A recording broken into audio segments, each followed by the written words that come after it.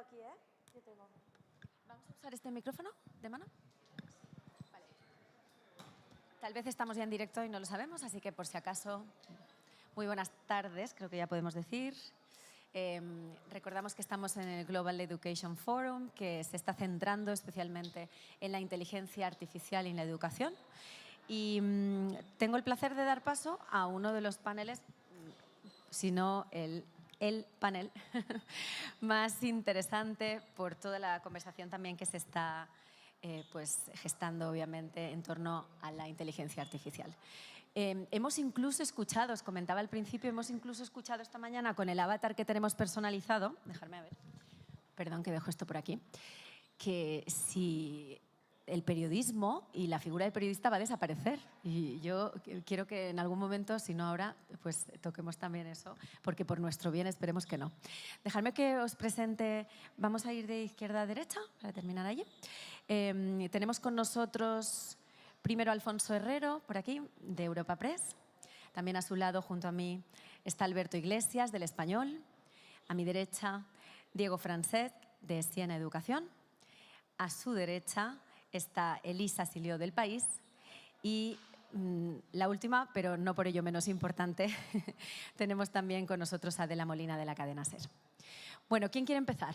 Vamos a primero intentar, pues no sé, descifrar algunas de las claves que se están dando hoy aquí en el evento. Podemos empezar tal vez contándole a la gente cómo ha cambiado o está cambiando vuestro día a día, vuestra labor como periodistas con la inteligencia artificial. ¿Quién quiere empezar?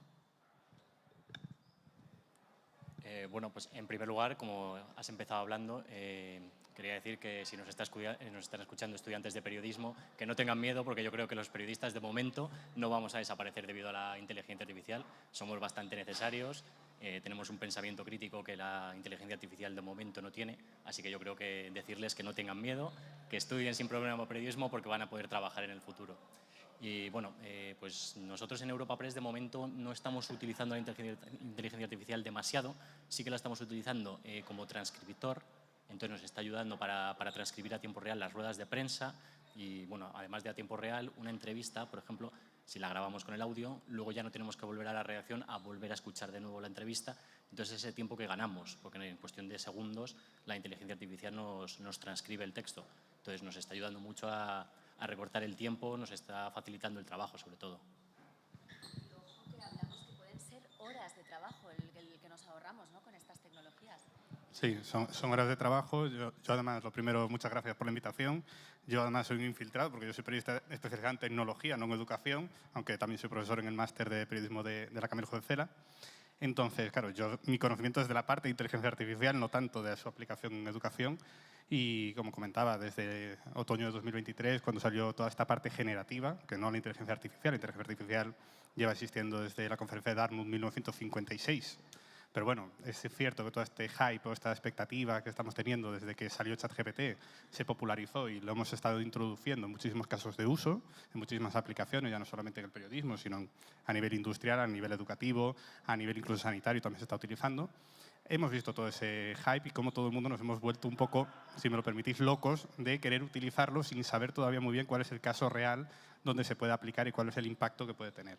En el periodismo, yo a los alumnos del máster, de hecho, lo primero que les preguntaba es eso, si va a desaparecer o no nuestra profesión con la llegada de la inteligencia artificial. La conclusión que hasta los alumnos tienen es no va a desaparecer, porque además recordemos que hoy en día la inteligencia artificial no deja de ser modelos probabilísticos y estadísticos. O sea, hay una cita que no recuerdo ahora mismo el autor, que decía que más que de inteligencia artificial deberíamos hablar de estupidez artificial. En realidad lo único que hace es prever la estupidez que los humanos diríamos a continuación. Nos falta ese espíritu crítico y esa mirada que solamente un humano puede tener para salirse de la norma, de lo que está establecido. Con lo cual el periodismo no va a desaparecer, en mi opinión. Y en cuanto a aplicaciones, efectivamente, todavía estamos buscando muchos medios, el español también, cuál es el caso de uso que pueda haber. Se está utilizando para ciertas tareas repetitivas, como las transcripciones, como bien estaba comentando el compañero, también en la moderación en comentarios, en ciertas partes más técnicas de la web, pero nos falta todavía ver cuál es el potencial. Y, por supuesto, lo que es creación de noticias puramente automatizadas es hoy por hoy, al menos, un absurdo que no se contempla siquiera. Bueno, pues A ver, por aquí. Muchas gracias por la invitación. Y en mi caso personal, en la cadena SER, al menos en lo que es el trabajo de redacción, de momento la usamos bastante poco. Más allá de alguna transcripción, de hacer traducciones, que sí que hay programas muy buenos, y de pedirle a ChatGPT que te escriba la crónica, aunque yo lo he hecho alguna vez y la verdad es que el resultado es penoso. Lo hace bastante mal. Entonces, creo que de momento al menos no es una amenaza real para los periodistas. A mí sí que me ha afectado de una forma muy directa en una cosa concreta, que es en hacerme mucho más desconfiada sobre todo lo que recibo. O sea, si los periodistas ya teníamos de siempre la obligación de contrastar, ahora muchísimo más. O sea, te llega una foto y te entran 1000 suspicacias porque no sabes si realmente puede ser un montaje e incluso una nota de voz. Hemos visto que estas aplicaciones y estos programas son capaces de reproducir realmente la voz de cualquier persona conocida. Entonces, a mí en eso sí me hace trabajar con muchísima cautela, sobre todo con personas que no conozco, ir mucho más a los sitios, que es una cosa del trabajo periodístico que esa es insustituible. La inteligencia artificial no puede estar directamente en determinados lugares. Y creo que eso es una ventaja que no debemos perder y que forma parte de la esencia del periodismo y que de momento ahí no nos pueden sustituir. Y qué difícil, porque la clave será intentar averiguar esa información falsa, ¿no? Dónde está el origen o si es falsa o no. Pues es muy difícil de... Una foto, por ejemplo... ¿Escucha? A ver, un poquito más cerca. Hola, hola. Si te llega una foto, por ejemplo, de un cartel o una pintada, tienes que o ir directamente al sitio chequear o es que me ha pasado esta semana recientemente. Me llegó una foto, no me fiaba, tuve que llamar a la persona y hasta que no di con alguien que estuviera allí que me confirmara que eso era real, que efectivamente que había ocurrido, pues no di la noticia porque no estaba convencida de que fuera cierta. Que igual esa es una de las preguntas que alguien que nos está viendo del otro lado de la pantalla también se pregunta, ¿no? ¿Y cómo se puede comprobar esas fuentes? ¿Cómo se puede, en un tiempo pues veloz, ¿no? Que muchas veces no tenemos ese tiempo. Pues la única forma es tomártelo con un poco de calma. O sea, a veces la precipitación, o sea, porque si das una noticia que no es cierta, pues te lleva al error. Entonces sí que es verdad que hay que luchar contra eso, bueno, oye, mira, yo necesito contrastar esto, necesito confirmarlo antes de darlo, vamos a esperar un momento porque es una foto que me ha llegado que no sé si es real. Hemos visto cosas increíbles, ¿no? El Papa con un abrigo blanco, bueno, en fin. Que creo que bueno, ahí sí que hay que poner un poco de cabeza y asumir que es un riesgo que tenemos, que nos obliga a trabajar con mucha más precisión y más cautela que a lo mejor hasta ahora, ¿no? Aunque ya he dicho antes que la obligación de contrastar siempre ha existido en el periodismo. Elisa, ¿quieres compartirnos tu...? Bueno, muchas gracias por invitarme. Nosotros en El País recibimos más fotos que en el caso de Adela, al ser un periódico y no una radio. Y el equipo de fotógrafos que tenemos, los que están en edición, están formados para ver los metadatos. Bueno, ellos son capaces de ver enseguida bueno, no sé si enseguida, pero sí distinguir una foto que no es verdad de una real. El problema yo creo que es que a la larga técnicamente va a ser cada vez más complejo, pero se supone que ahora las imágenes tienden a ser gente sonriendo, los bordes están un poco difuminados, bueno, que hay cosas claras de que están mal. Eso me ha hecho recordar precisamente lo que hemos visto hace poco en la fotografía de la princesa Kate Middleton, ¿no? Y toda la repercusión que hubo, y seguramente es solo el principio con todo lo que está por venir.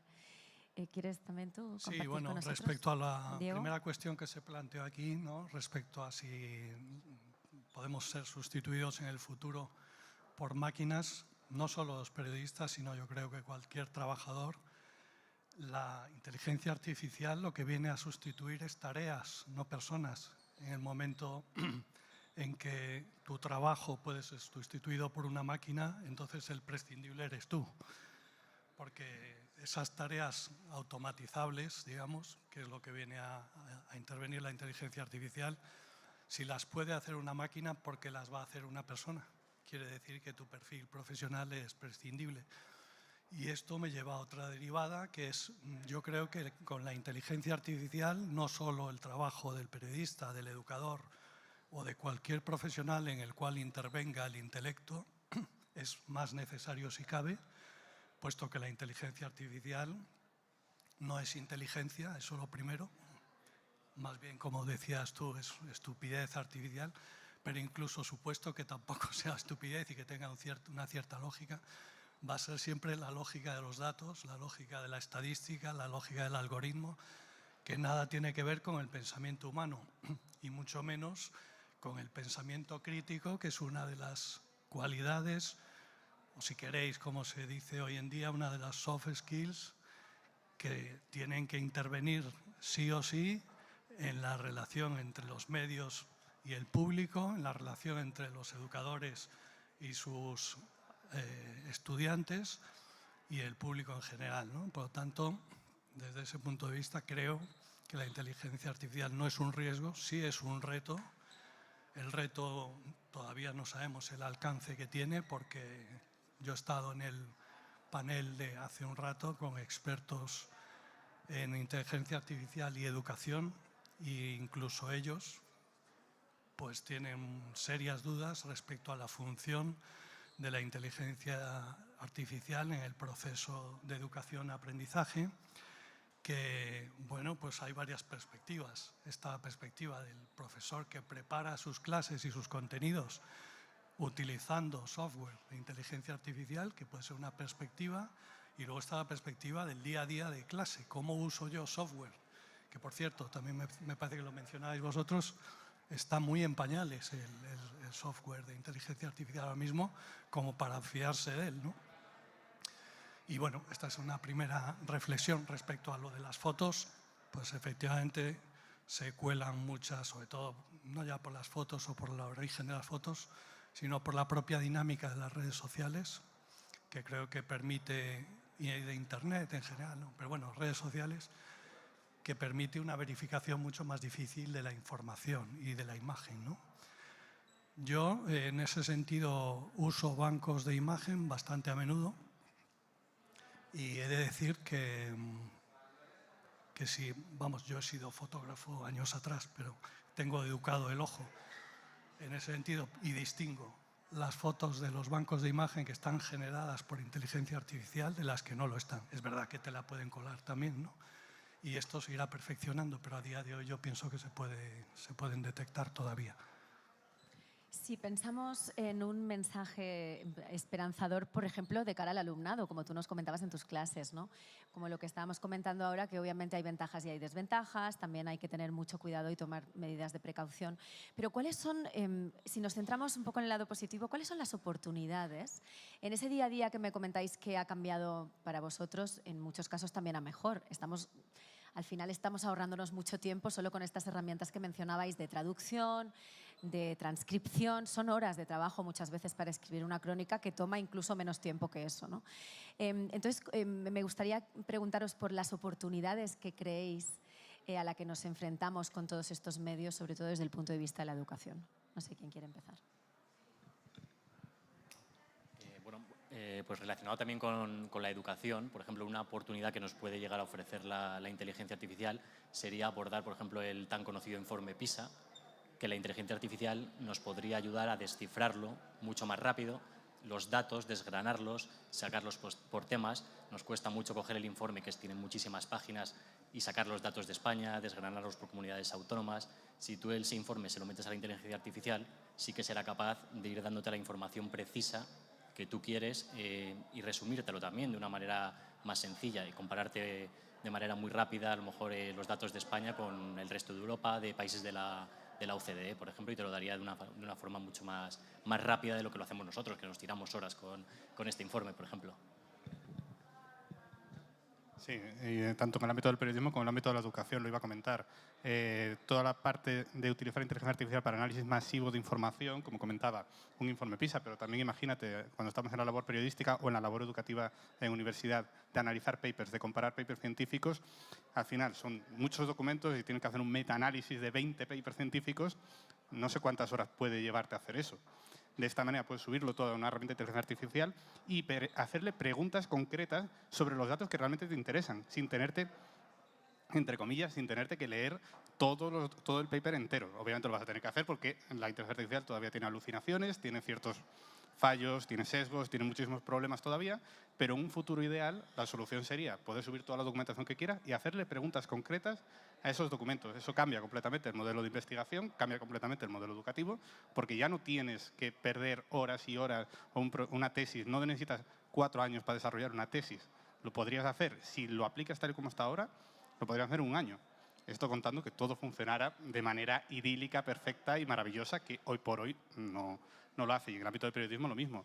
Tú tienes investigaciones de grandes volúmenes de datos, como hemos visto algunas de las filtraciones masivas de datos a nivel internacional de los últimos años, que llevaron muchísimo tiempo y desarrollo de modelos de análisis a medida para poder analizar esa información. Ahora mismo tienes modelos ya entrenados que simplemente tienen que ingestar esos datos, ya está.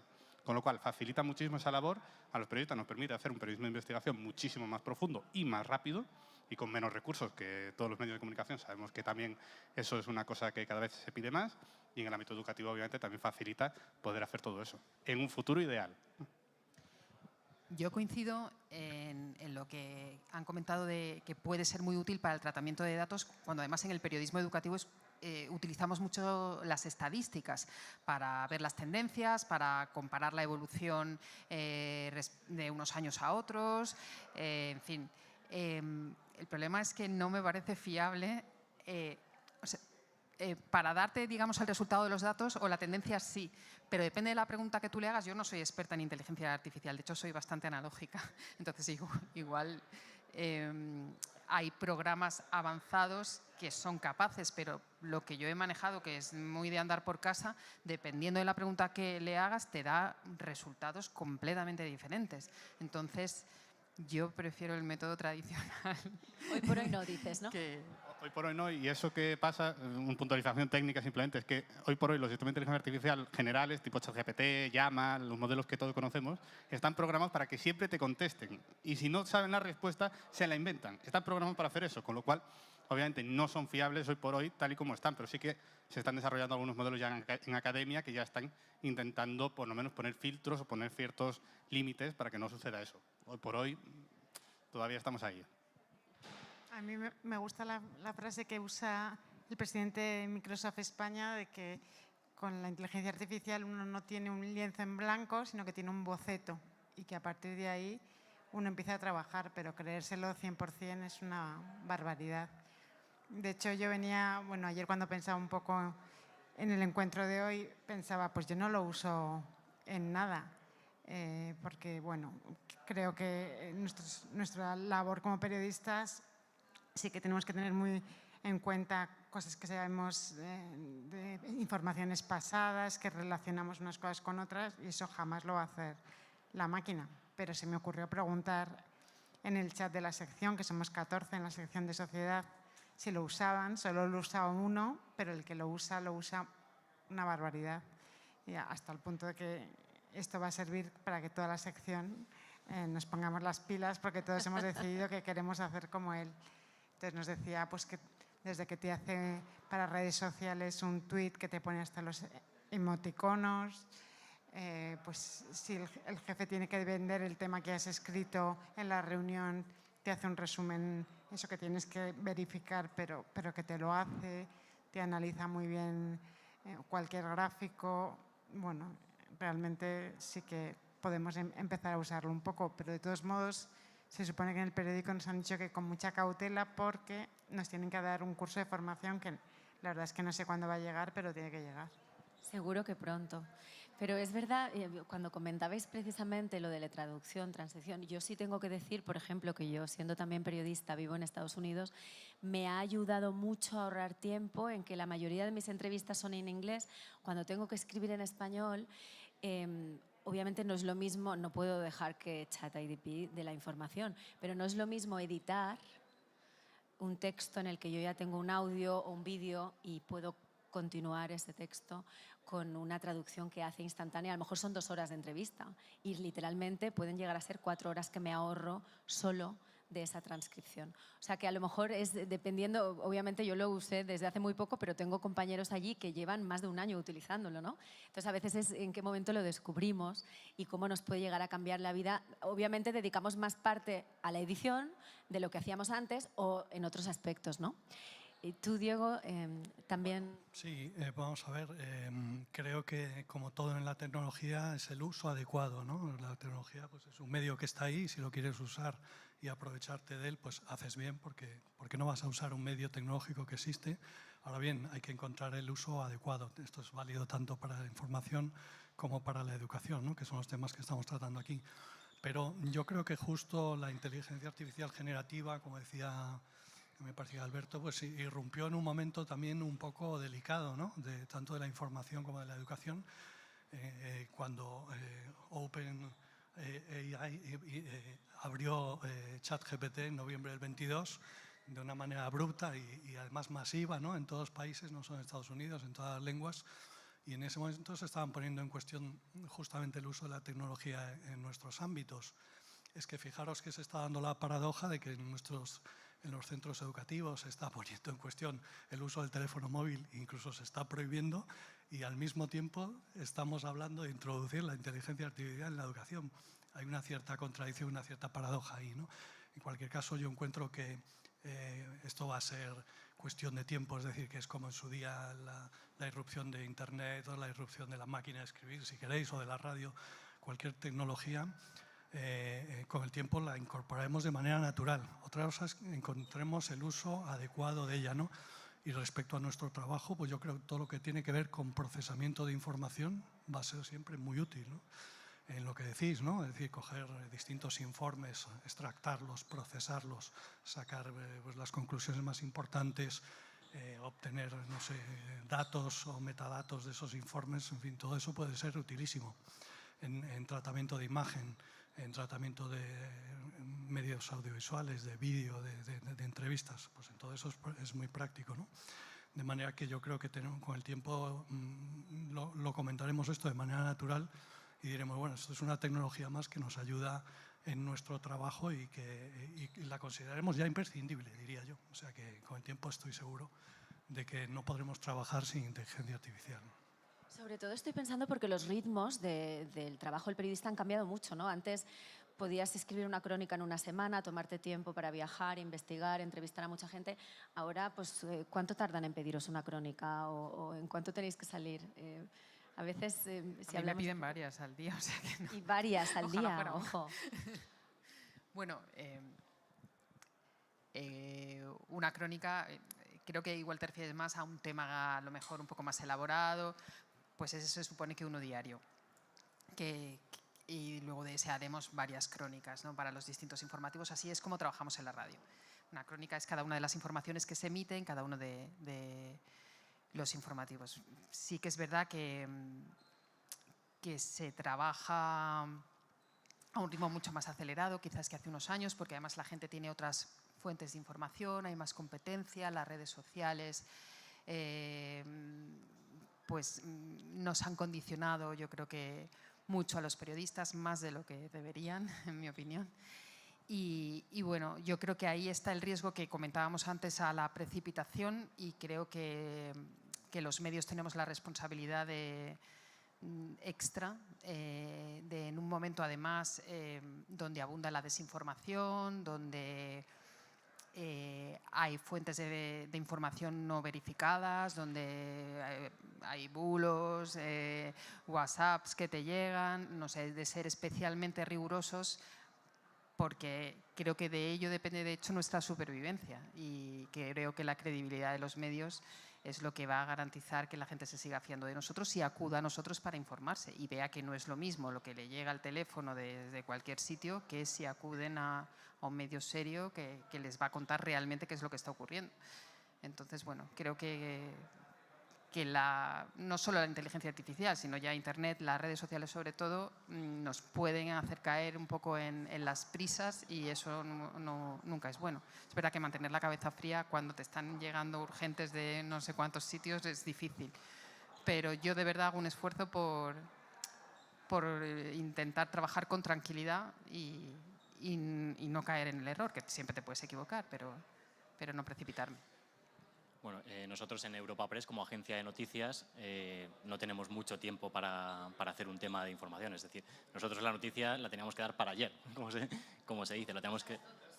Claro, nosotros tenemos que difundir información al resto de medios, entonces tenemos que ser bastante rápidos a la hora de dar una noticia, y en este sentido, por ejemplo, el tema de la transcripción nos ha venido muy bien, porque podemos estar siguiendo una rueda de prensa y antes de que acabe la rueda de prensa, la inteligencia artificial sigue escuchando la rueda de prensa y transcribiendo todo lo que se está diciendo, y yo a la vez puedo, si ya tengo el titular, que creo que va a ser el final, puedo ir sacando un avance de la noticia sin perder la información que se está diciendo en tiempo real. Entonces eso, la verdad, nos está sirviendo la inteligencia artificial de mucho para, ya no solo para ahorrar tiempo, sino para sacar la información bastante rápido y antes que el resto de medios. Bueno, yo simplemente, Diego me parece que ha dado antes con una de las claves, que es que conforme vaya evolucionando la tecnología se vaya perfeccionando y de verdad superemos muchas de las limitaciones que tiene hoy en día. Al final va a ser ese concepto de copiloto que algunas marcas están intentando imponer ahora como nuevo concepto de la inteligencia artificial, un acompañamiento, no tanto sustituir nuestra labor o sustituir nuestro trabajo porque sí, pero sí eliminar muchas de esas tareas y que tengamos un ayudante que nos haga esa transcripción, que nos ayude a analizar información, es decir, como tener si me lo permitís, un becario o tener un compañero que te puede estar o que te puede echar una mano en un momento puntual cuando estás preparando un tema para hacerlo, pero obviamente hacerlo con una máquina que no tienes que esperar a que tenga tiempo libre ni que esté desocupado de otras tareas. Entonces yo creo que por ahí sí que tendremos esa oportunidad y yo sí que veo un gran riesgo, y comentabais la desinformación. El problema no es la inteligencia artificial, porque la inteligencia artificial al final es una herramienta que utilizas tú para tu propio consumo, pero es que te va a permitir automatizar muchas tareas y toda esa desinformación que antes ya se propagaba muy rápido, muy veloz, se va a poder propagar a una velocidad muchísimo mayor porque puedes automatizar todo el flujo desde que se crea el bulo hasta que se retransmite. Y encima con los deepfakes, tanto de voz, de audio como de vídeo, que son muy complicados. Comentaban los metadatos. Los metadatos por ahora se pueden más o menos analizar, pero cuando esa imagen pasa, por ejemplo, de una red social a un WhatsApp y a otra plataforma, los metadatos originales desaparecen. Con lo cual, no hay forma, analizando esa imagen desde un punto de vista técnico, de saber cómo se ha creado. Es el ojo humano, hoy por hoy, el que nos permite evitarlo, pero el ojo humano, conforme vaya evolucionando la tecnología, también va a ir fallando más. Entonces, bueno, ahí tendremos ese gran dilema que es el de la desinformación masiva y toda la propagación que va a tener. Sí, bueno, antiguo. En tu pasado. Muy antiguo fotógrafo. Yo creo que lo de la velocidad de la información, en muchos casos, con inteligencia artificial o con cualquier otro tipo de tecnología, lo que ha hecho es perjudicar a la información. ¿En qué sentido? Antiguamente, quizá ahora todavía, bueno, los compañeros de los diarios, yo trabajo en un semanario, bueno, un antiguo semanario y ahora un bimensual, pero también un diario digital que es inmediato, y donde prima más la reflexión. Yo creo que la velocidad de la información no ha mejorado la calidad de la información, sino que la ha perjudicado, insisto. Y en ese sentido yo creo que tenemos que reposarnos un poco, pararnos y decir, vamos a ver, ¿queremos llegar antes o llegar mejor? Y queremos influir. En definitiva, los medios, lo que aspiramos es a influir en la opinión pública. Esto no sé si es políticamente incorrecto o no, pero porque la influencia a veces se plantea en términos negativos, ¿no? Y es verdad que la influencia de los medios siempre se plantea, o últimamente al menos, en términos peyorativos, pero influir de manera positiva, en el sentido de que las personas tomemos decisiones mejores con base a información mejor, y la velocidad no contribuye a ello. Es verdad que hay casos en los que hay que llegar, pues porque hay que dar, no sé, una noticia de agencia, pues hay que darla sí o sí en el momento y ya está. Pero si tú quieres reflexionar, si quieres profundizar y afianzar una serie de ideas, de opiniones y de reflexión, pues necesitas tiempo.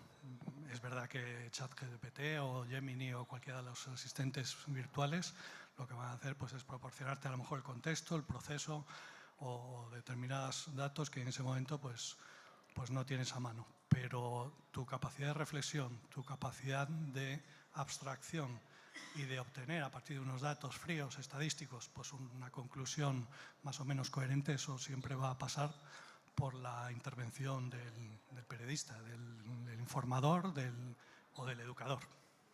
Elisa, para cerrar esta ronda de reflexión contigo. Sí, nosotros en el país, bueno, se supone que el negocio de los periódicos está cambiando, ahora existe el muro de pago y tienes que ofrecer no tanta información, sino una información de mucho valor por la que la gente esté dispuesta a pagar. Entonces nosotros damos en abierto lo que tiene todo el mundo y las cosas propias, los temas propios van en cerrado y uno tiene que pagar por ellos, ¿no? Entonces, cuando pasa algo importante, eso que hay la guerra de que hablaba Alfonso por quien lo da antes, nosotros tenemos un equipo que se llama Última Hora, expresamente que no son especialistas en nada, sino que son muy rápidos. Entonces lo que tienen que hacer es que cuando ocurra algo, aparte de verificarlo, que a lo mejor les ayuda el especialista, hacen 2, 3 párrafos que sueltan, que se mandan las alertas y a partir de eso le da tiempo al especialista a hacer llamadas, a reflexionar un poco, no vomitar lo que acaba de enterarse, sino bueno, darle unas vueltas y hacer una pieza más trabajada, que esa sí que es encerrado y que está pensada para los suscriptores. Hay dos conceptos básicos que se están repitiendo mucho en este Global Education Forum, que recordamos está centrado en inteligencia artificial y en educación. Uno es la ética y el otro la privacidad. ¿Cuáles creéis que son los principales desafíos en esa dirección? ¿Quién se anima a empezar? Pues bueno, éticamente, por ejemplo, hemos visto hace unos meses unos casos de un mal uso de la inteligencia artificial por parte de menores, que fueron detenidos varios menores por manipular imágenes por inteligencia artificial de sus compañeras de clase y hicieron falsos desnudos. Entonces eso sería un mal uso de la inteligencia artificial. Entonces hay que enseñar a los jóvenes, a los niños, a usar la inteligencia artificial. En ningún momento hay que prohibirla, sino que éticamente hay que saber cómo usarla y saber que esos casos estás incurriendo en un delito bastante grave. Y bueno, y también supongo que va a haber que empezar a partir de ahora a legislar. La legislación tiene que ir cambiando según va evolucionando la inteligencia artificial y según se van descubriendo nuevas cosas, los legisladores deberán también ir evolucionando y las leyes deberán ir evolucionando también. Exacto, de hecho la legislación, creo que habéis tenido a Carme Artigas también el día de hoy por aquí, que es la impulsora de la Ley Europea de Inteligencia Artificial, durante la presidencia española, y que, entre otras cosas, hay un aspecto que sí que toca y que toca muy directamente al periodismo, que es cómo identificar el contenido, sea texto, sea imagen, sea lo que sea, generado por inteligencia artificial, cuando accedes a ello en un medio o en una plataforma que pueda parecer un medio de comunicación.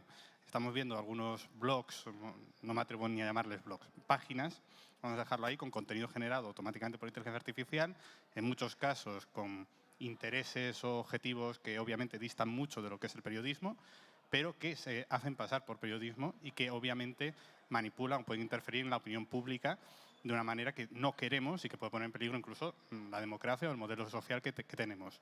Con lo cual, identificar ese tipo de contenidos donde no ha habido supervisión humana en ningún momento del proceso creativo, identificarlo de una forma clara para que el lector, el ciudadano, pueda ser consciente de qué contenidos son creados con inteligencia artificial y cuáles son creados por periodistas profesionales, y eso, por tanto, te da un sello, una amalgama de calidad un poquito más relevante.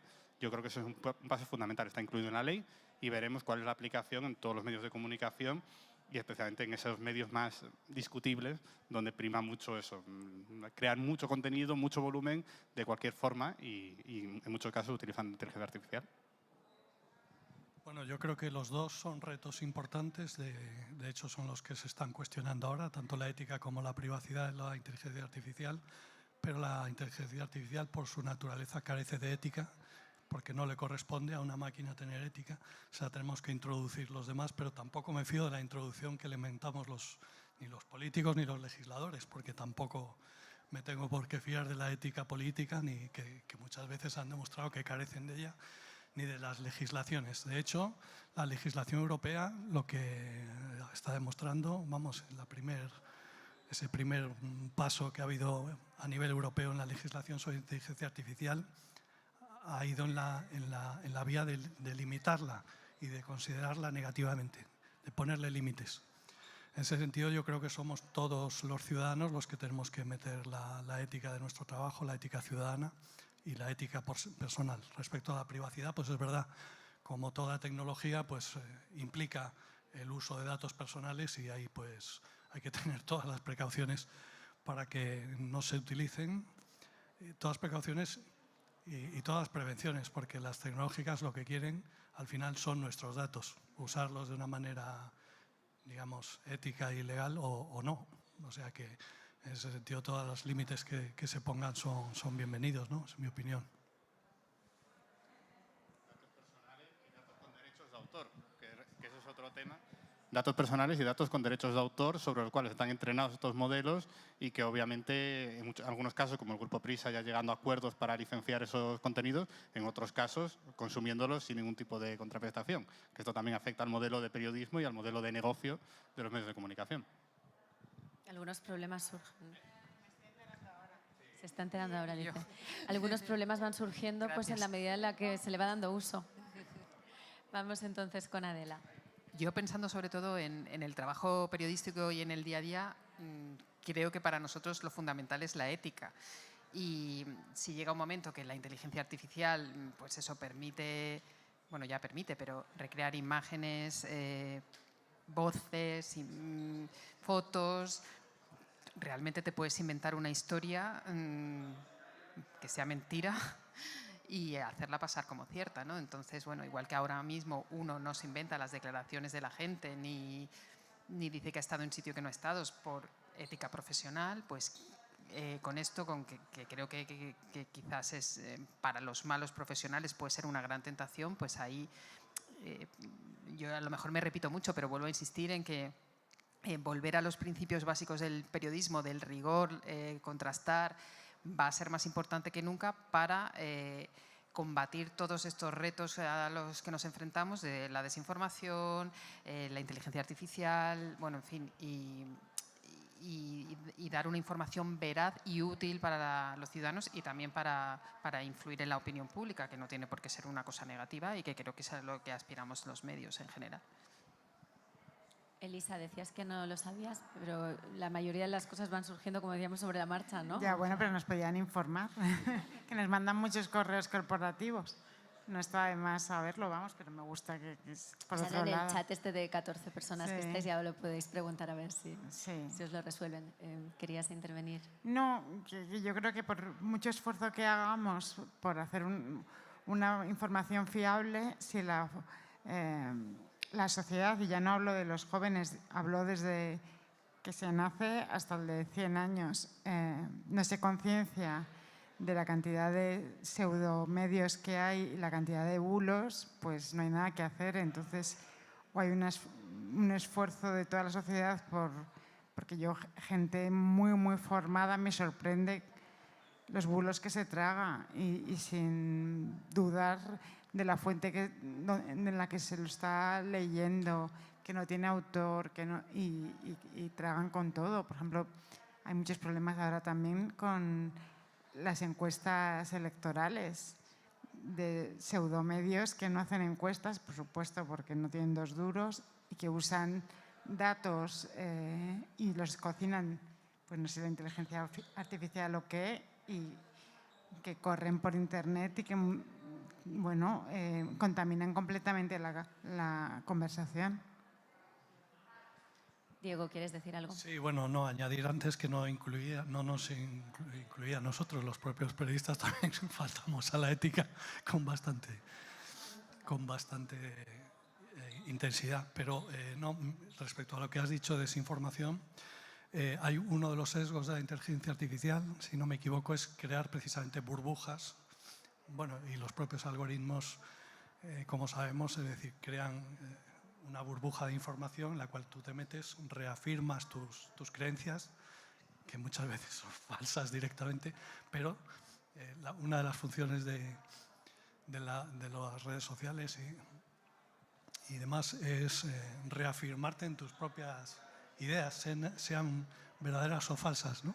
Y entonces tú retroalimentas, pues a base de ver siempre los mismos vídeos de YouTube o ver siempre acudir siempre a las mismas fuentes y los mismos blogs, pues el propio algoritmo y la propia inteligencia artificial te va proporcionando ese tipo de sesgo de información. Entonces tú nunca sales de ese círculo vicioso si no das el salto hacia otros medios más creíbles o más serios, o directamente dejas de ver eso y te dedicas a leer libros y ensayos. O sea que... Opciones no faltarán. Me acaban de avisar que tenemos los últimos 5 minutitos y precisamente como sois 5, os voy a dar un minuto a cada uno para que tengamos pues, una reflexión final, lo que os apetezca compartir, algo que hoy especialmente os haya llamado la atención o algo que traéis vosotros de vuestro día a día, de vuestro trabajo, que simplemente pues, se ha quedado un poco ahí en el tintero y os apetece hacer esa conclusión final, ¿vale? Entonces, si os parece, ahora voy a empezar al revés por ellas y terminamos por aquí, ¿vale? Para ser justos.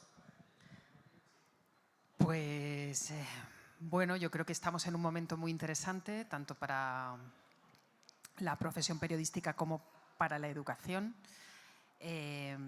Yo ya me he encontrado con varias informaciones que he hecho con cómo los profesores están cambiando los sistemas de evaluación a sus alumnos o los tipos de trabajo que encargan en clase pues respecto al trabajo tradicional de cualquier cosa, pues ahora ya optan más por exposiciones en clase, o sea, un poco para precisamente que los alumnos aprendan y que no sea una máquina, puesto que ya tenemos recursos para poder hacerlo, quien les haga el trabajo.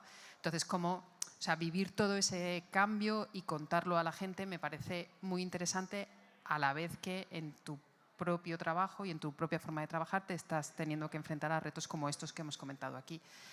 Entonces, bueno, yo vuelvo quizás a las raíces y a la tradicional como forma de enfrentarme a ello, a intentar, pues eso, incidir en el rigor, en la contrastación, en ir a los sitios, hablar con la gente, en hacer lo que hemos hecho siempre y en intentar aprovechar, reconozco que me queda mucho y que me tenéis que enseñar, todas estas herramientas que nos facilitan sobre todo lo que es el trabajo mecánico, que muchas veces es muy pesado y quita mucho tiempo. Y ojalá el próximo informe PISA lo podamos hacer con inteligencia artificial. Cuando se mejore el algoritmo. Sería una maravilla porque es una pesadilla, sobre todo porque tienes 48 horas para hacerlo.